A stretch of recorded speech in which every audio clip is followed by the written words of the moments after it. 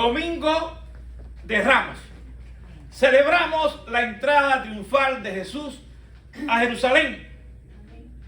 Y luego vendría el Viernes Santo o Good Friday. Recordamos su sufrimiento y su muerte en la cruz. ¿Cómo se relaciona esto?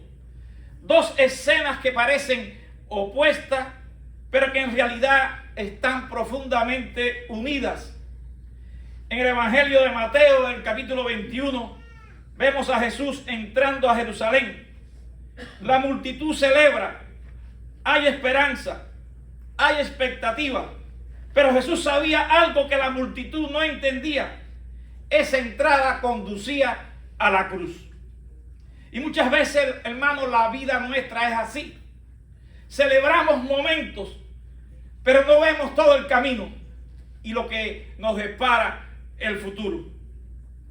La Biblia nos muestra que Cristo no es indiferente a nuestro sufrimiento. En Mateo 9:36 dice: al ver las multitudes, tuvo compasión de ellas. Y aquí es como que se le estremece todo su interior.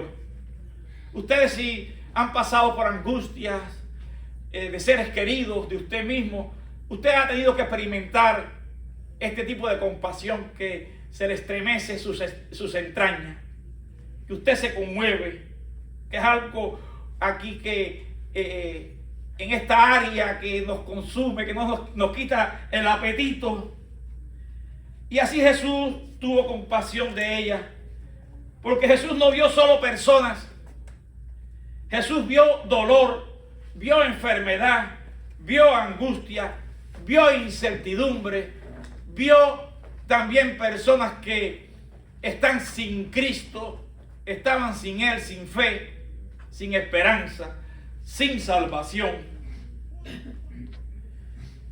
Y hay un momento de esta figura, de esta compasión de Jesús, de este relato bíblico, que encaja con esta semana llamada Semana de la Pasión o Semana Santa. En Lucas, en el capítulo 19, del versículo 41 a 44, cuando Jesús se va acercando a Jerusalén, previo a esta Semana de la Pasión que estamos hoy recordando, justo antes de entrar en lo que conocemos como Domingo de Ramos, la Biblia dice, las Escrituras dicen: y cuando llegó cerca de la ciudad, al verla, lloró sobre ella. Jesús lloró. Jesús nos ama, Dios nos ama, nos entiende, nos comprende. Él mismo, siendo 100% hombre, sufrió, lloró. Incluso vio el sufrimiento también de la pérdida de su amigo Lázaro. Jesús lloró. Entiende tu sufrimiento, entiende tu problema. Y esto es impactante, esto a mí me impacta. Porque Jesús está siendo celebrado por las multitudes, pero Él está llorando. Jesús quiere ser visto como aquel que iba a libertar del gobierno romano, en un caballo blanco, y Él viene en un pollino, humilde, manso, como la profecía, cumpliendo la profecía, humilde, está llorando. ¿Pero por qué? Porque Él ve más allá de ese momento de celebración que muchos no entendían, sus discípulos no entendían, por más que repitió que es necesario morir y resucitar, no entendían. ¿Pero por qué? Mejor tomamos las armas y peleamos. Él está viendo el rechazo, sería rechazado, su propio sufrimiento, el cual rogó que si era posible pasara de él aquella copa, pero que se haga la voluntad del Padre, no como Él quería. Él vino a hacer la voluntad del Padre.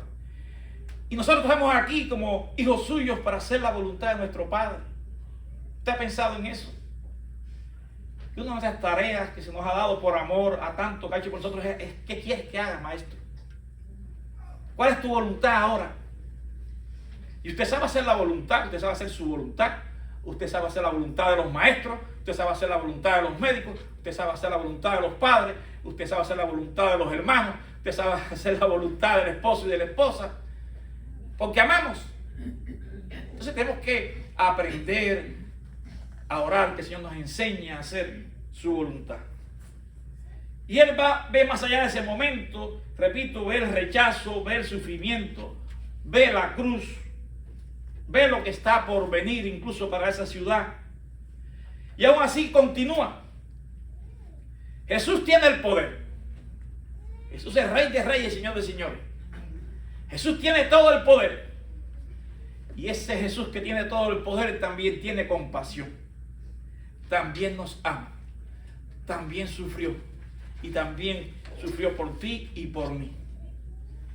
Jesús no solo ve el final, sino que también siente el proceso.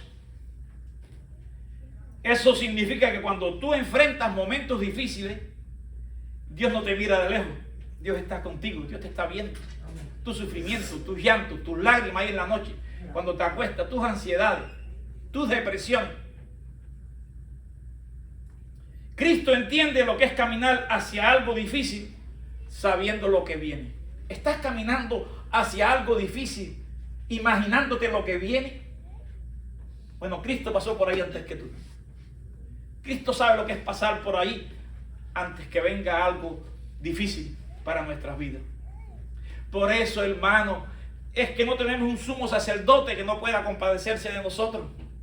Tenemos un sumo sacerdote que vino humanamente a padecer por nuestros pecados, a morir ahí en la cruz, a ser sepultado y resucitó. ¿Crees esto?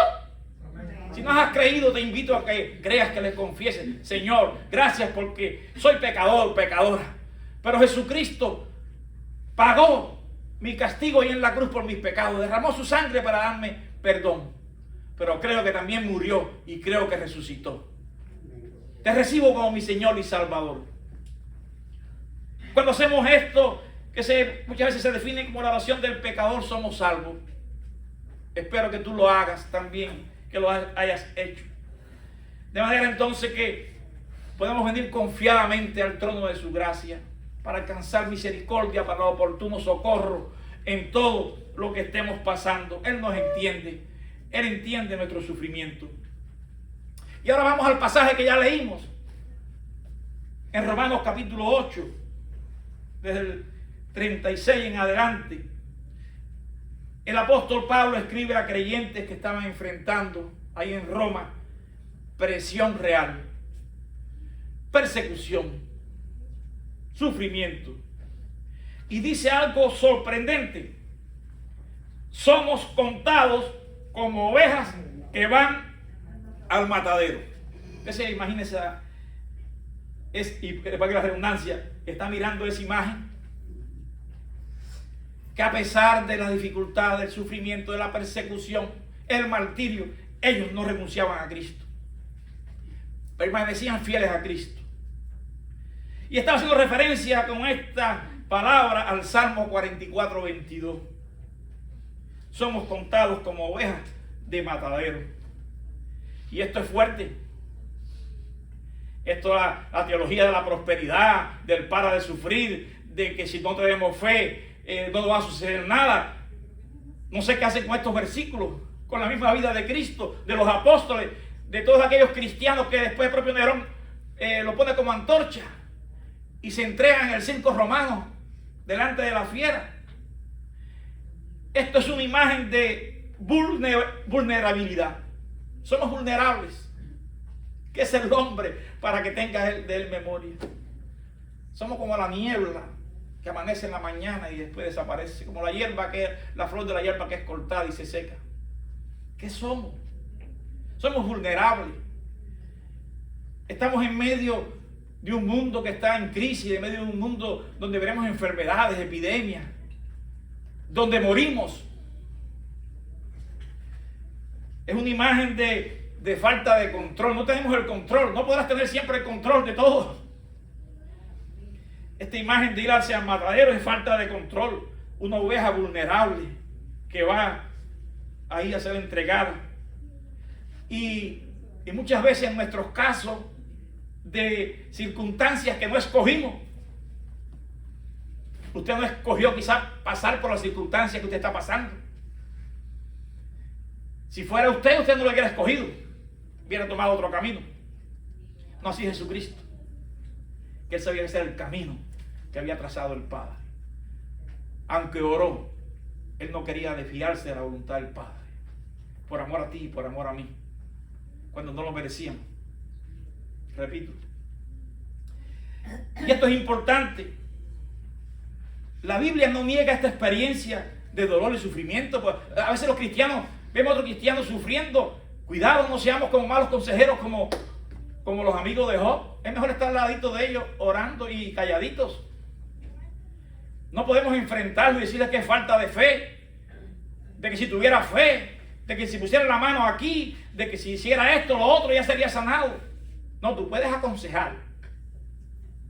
Y a lo mejor ya el hermano ha hecho todo eso y ha confiado. Entonces, no podemos acusar. Cuando acusamos hacia alguien, usted apunta un dedo y usted tiene 3 dedos contra usted. ¿Cómo está tu fe? ¿Cómo está tu obediencia? ¿Cómo está tu hacer la voluntad de Dios? Entonces tenemos que tener cuidado. La Biblia tenemos que verla completamente. Ya yo prediqué un mensaje. ¿Qué pasa cuando el milagro no es instantáneo? Y hablamos de que también de muchas experiencias en la Biblia, ¿no? Que quisiéramos siempre, nos gustan los milagros instantáneos. La Biblia no niega la experiencia del sufrimiento, de la enfermedad, del milagro de Dios, de la intervención de Dios y aún la presencia de Dios en medio de nuestras tormentas, calmando esos vientos, calmando nuestras tormentas, llevándonos en el proceso muchas veces también de sanidad, en medio de un proceso y muchas veces no de manera instantánea, y a veces diciéndonos, bástate en mi gracia. Entonces, hay momentos en tu vida, medita, si realmente no ha sido así, donde tú te sientes que no tienes el control, ¿verdad? Hay momentos como sentimos que no tenemos el control, que tú no entiendes todo. ¿Por qué me sucedió esto a mí? ¿Por qué tengo que pasar por esto? Pero solo como la oveja al matadero hay que dar paso a paso. Hay que dar paso a paso. Cada día su afán. Hay que seguir avanzando en fe. Hay que seguir avanzando en confianza. Hay que seguir avanzando en que Dios está en control. Hay que seguir avanzando en que Dios está con nosotros. No nos deja ni nos desampara. Así que esta imagen de una oveja llevada al matadero, en el caso del cristiano, no somos ovejas que vamos en un camino que no entendemos de una manera sin sentido. No, quizás no lo entendamos, pero Dios tiene un propósito en cada una de nuestras vidas y Dios cumplirá su propósito en nosotros. No, somos ovejas que somos hijos e hijas de Dios. Somos ovejas en manos del buen pastor, que su vida da por las ovejas. Somos ovejas en manos de Jehová, nuestro pastor, que aunque andemos en valle de sombra de muerte, Él está con nosotros. No somos ovejas sin sentido en lo que estemos pasando. Y eso tiene una gran diferencia.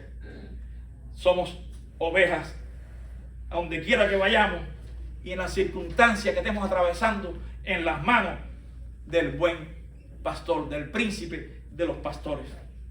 Y muchas veces es aquí donde tenemos que tener algunas correcciones acerca de la idea de la fe que tienen muchos y que a veces no quieren imponer que estamos enfermos porque no tenemos fe. Porque si tuviéramos fe, hubiéramos sido sanados. Sí, puede ser un caso.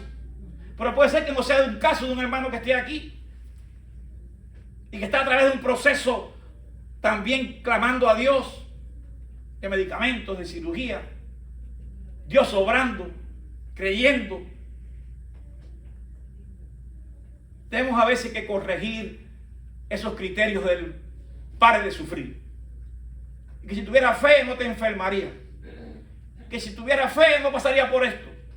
No siempre es así. No siempre fue así en la Biblia.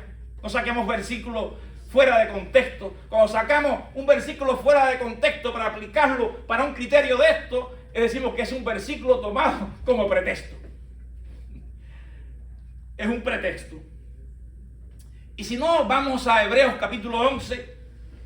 Ahí está un listado, una galería de los héroes llamados héroes de la fe. ¿Están conmigo?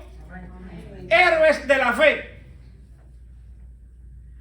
Y quizás nos encanta la primera parte, esa que nos reclaman otros cristianos cuando nos ven sufriendo y aún no nos ven sanados. Taparon bocas de leones, apagaron fuego, escaparon del filo de espada, fueron resucitados, pudieron seguir agregando, fueron sanados. ¡Wow! Eso nos encanta. ¿Y por qué no ha ocurrido en mí? Bueno, sigan leyendo. Sigan leyendo la segunda parte. Dice, y esto anterior es muchas veces la fe que celebramos. La fe de los milagros, que taparon bocas de leones, apagaron fuego, escaparon del filo de espada, fueron resucitados. Esa es la que celebramos. Pero luego el texto cambia. Y esa es la que muchas veces no celebramos.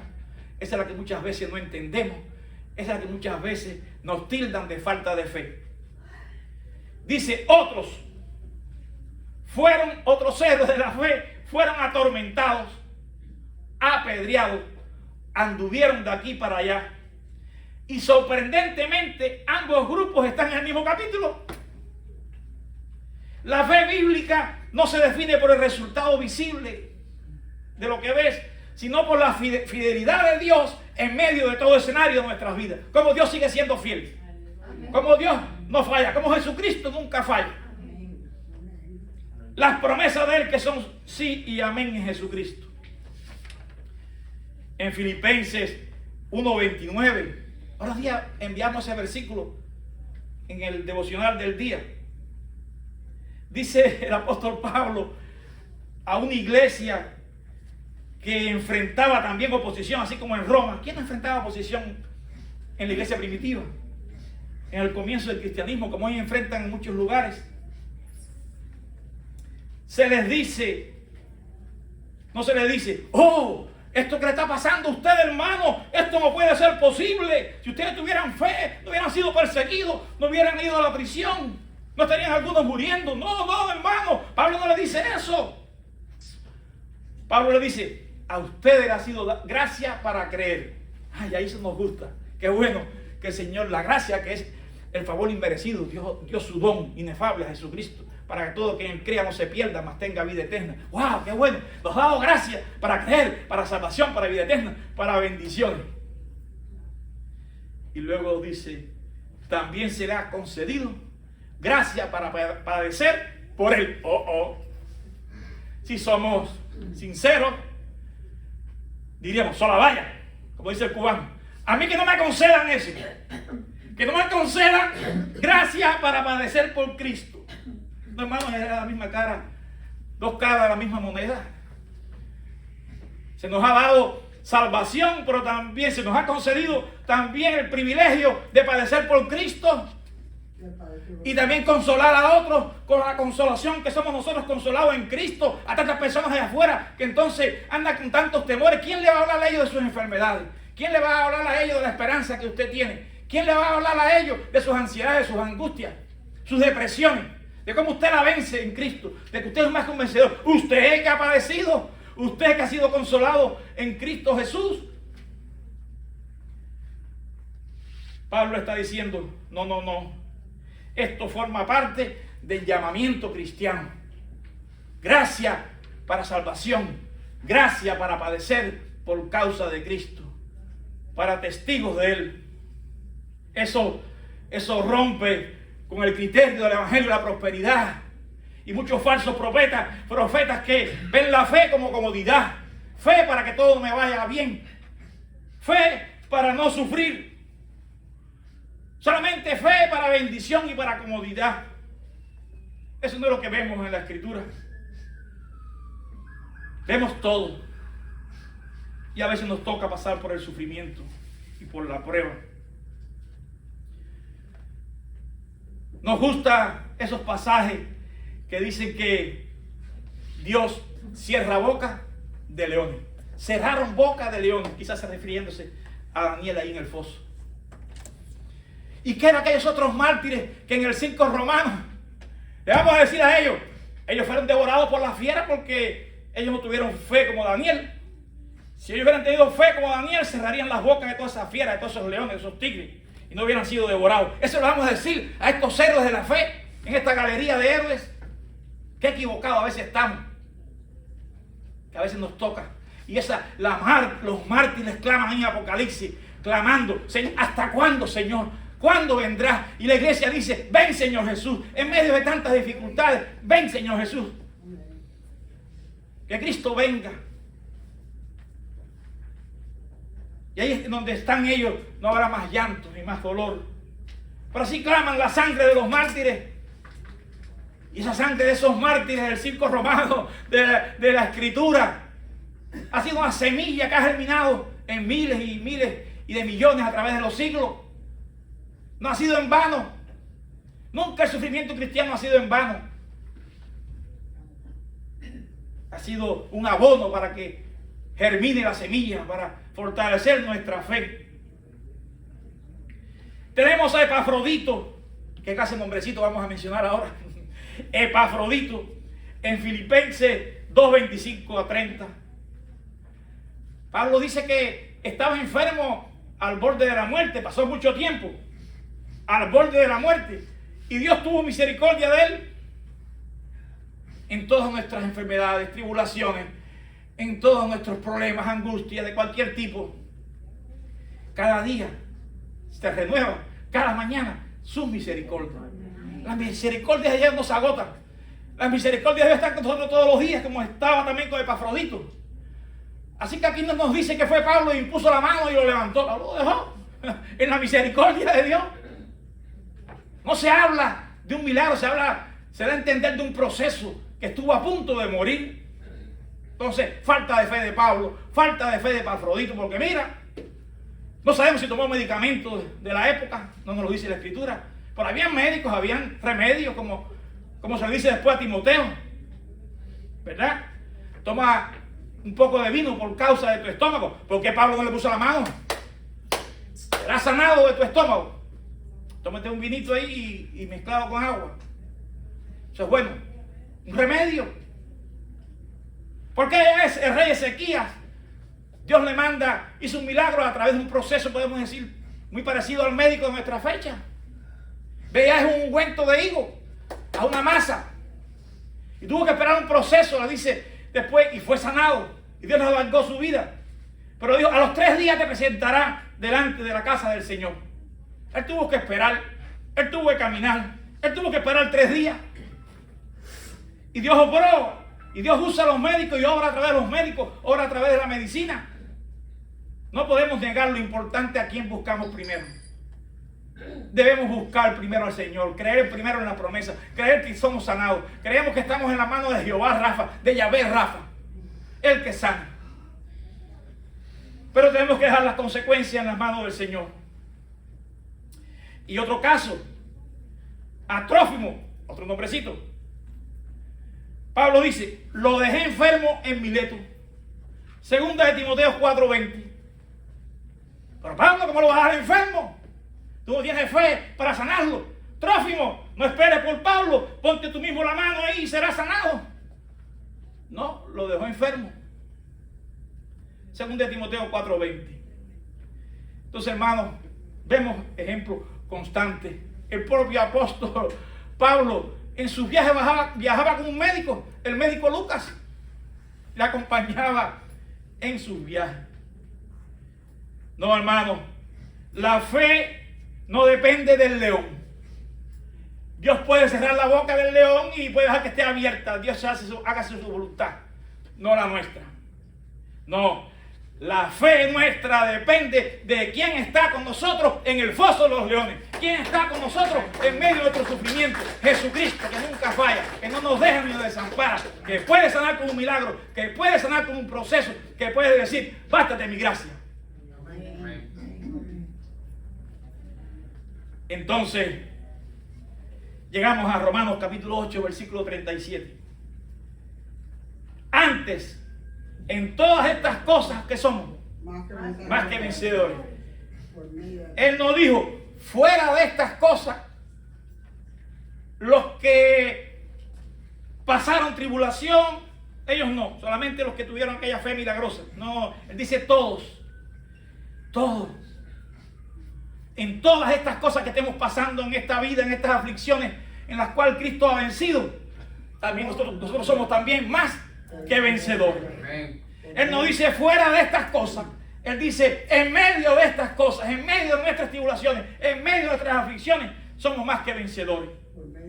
La victoria no es ausencia de sufrimiento, no es ausencia de enfermedades, es la presencia de Dios en medio de todas nuestras crisis, enfermedades, situaciones, aflicciones, confiando en que Él tiene poder para sanar, confiando que es el mismo ayer, hoy y por los siglos, confiando que Él sigue haciendo milagros, confiando que Él puede hacerlo a través de un proceso, confiando que Él puede utilizar la medicina, confiando que muchas veces nos dice, bástate mi gracia, repito. La victoria no es ausencia de sufrimiento, es presencia de Dios. Y luego Pablo declara, nada nos podrá separar del amor de Dios.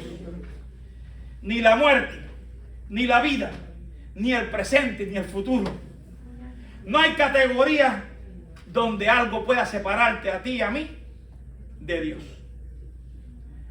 Y esto conecta con el Good Friday, conecta con el viernes. En la cruz vemos al verdadero cordero llevado al matadero. Si a veces nosotros podemos sentirnos como ovejas al matadero, como decía Pablo ahí en la carta a los romanos, el verdadero cordero que fue llevado al matadero fue Jesucristo. Jesús fue rechazado, golpeado, crucificado. Parecía derrota, pero fue victoria. Fue redención para ti y para mí, liberación del poder del mundo, del pecado, de Satanás, el que rompe las cadenas. Entonces, cuando tú te encuentras en un momento donde sientes que no tienes el control, Cristo ya estuvo allí y Cristo lo transformó en victoria. Confía. Para los que creen, todo es posible. Confía que tu momento de debilidad, tu momento de aflicción, el Señor lo convertirá, lo transformará en victoria. Amén. Ahora quiero decirte algo muy personal. Algo que estamos pasando esta semana en mi casa, en mi hogar. Estas palabras de como ovejas llevadas al matadero, así se sentía mi esposa y parte de esa fue una palabra de ella que el Espíritu Santo usó para hacer este mensaje. Y ella dice, me siento como oveja al matadero. Y esto ha tenido un significado muy real para nosotros. Estamos enfrentando decisiones médicas, momentos de incertidumbre, situaciones que no escogimos. Y puedo decir con honestidad que este texto que leímos no es solamente algo que estoy predicando, es algo que estamos viviendo. Porque hay momentos donde uno quisiera entender todo, tener el control, tener la respuesta, pero en lugar de eso, Dios nos recuerda algo más profundo, que aun cuando no entendemos el proceso, no estamos solos y nada nos separa de su amor. Y eso cambia la manera en que vamos a enfrentar lo que viene. Nada nos separa de su amor. Así que hoy quizás tú te sientes como en Romanos 8:36, pero Dios te declara en Romanos 8:39, nada, absolutamente nada te puede separar de su amor. Puedes atravesar el valle de sombras de muerte, pero no puedes estar separado del amor de Dios. Oremos. Señor, conoces a cada persona en este lugar, cada hermano por lo que está atravesando, en sus luchas, en nuestras preguntas, en nuestros temores. Ayúdanos a recordar que aún en medio de todo, nada nos separa de tu amor. Sostén a los que están pasando por momentos difíciles, por pruebas, y enséñanos a confiar en ti en cada momento de nuestras vidas. En el nombre de Jesús. Amén y amén.